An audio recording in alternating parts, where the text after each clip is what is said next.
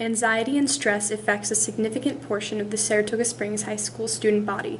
This documentary is aimed to provide insight to the development of anxiety, its causes, and impacts on students.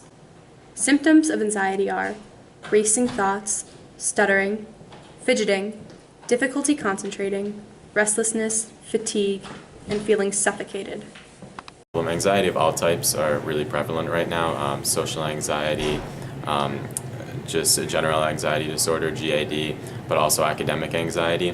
I play 3 sports, volleyball, basketball, and lacrosse, and I play an instrument. I play the flute. I take 5 AP classes. There's fiddle club, the drama club, which takes up a big chunk of time. My architecture class it's technically a class, but it's also an independent study, so it takes up a lot of extra time. Then there's other volunteering things I do outside the community. It's like a lot of science and math classes, I would say. It's definitely classes with a pretty good size workload.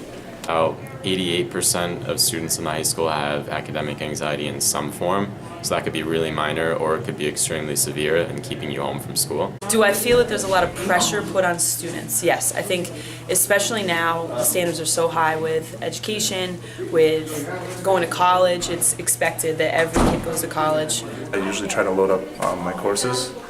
So with sports and taking art courses, which require a lot of homework, and trying to fit some clubs in there, it does get tough. I'm always busy, and then on top of homework, because I practice after school, I have homework, and then I still have to make time to practice my instrument. Grades are a huge stressor. Also class rank is a really big stressor.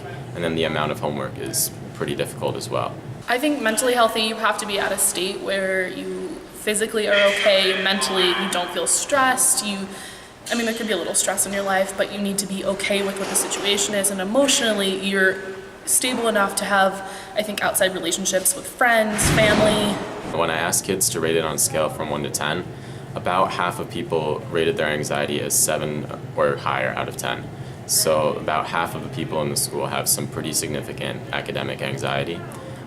If anything, I just kind of put it on myself to try to do as much as I can, and it's usually just battling my own stress and what I want to do and push myself to the limits. And my parents don't put any pressure on me. I know for other kids, parents are definitely a big concern, but it either came from myself or from my peers. Other pressures kids feel, not only socially, academically, but from home.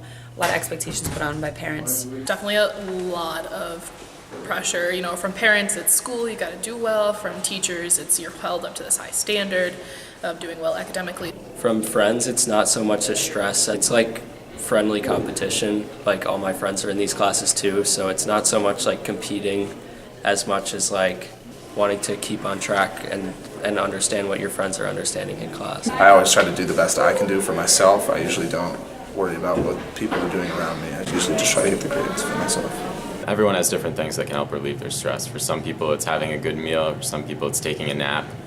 There are all different responses. I like what I'm doing, and I like being busy and doing all this stuff, and I do it for a reason because it makes me happy. Takes to get there is definitely a lot of balance, and they like to say that you have to do so many hours of homework, so many hours of friends, so many hours of yourself, but it's never something you're ever going to be able to find, I think, and that's the hardest part, is finding that balance to actually get there. Some kids are easy to read and they wear their emotions on their sleeves. Other kids are really good at hiding their emotions, and it takes a little bit longer to figure out kind of where their head's at. But throughout the year you kind of get to know people and their behaviors and things like that. So by now, 4th quarter, I pretty much know all my kids' tendencies, so I can tell when somebody's having a bad day. In terms of nature, the fight, flight, or freeze responses, those are the 3 responses to anxiety. So some people respond to different ones of those better. Go talk to them. Pull them aside, talk to them, have a conversation, see how they're doing, what's going on. Also, some kids don't like to talk to teachers, so if something's going on, we contact guidance counselors or other teachers. Best part about this school is everybody is on the same page. We're all trying to help the kids, so a lot of teachers talk to each other, whether it's the faculty lounge or through email or phone calls, and we just all make sure everybody is on the same page and knows what's going on in our kids' lives. When you're suffering from anxiety, you might know that things are okay, but you're having trouble feeling it.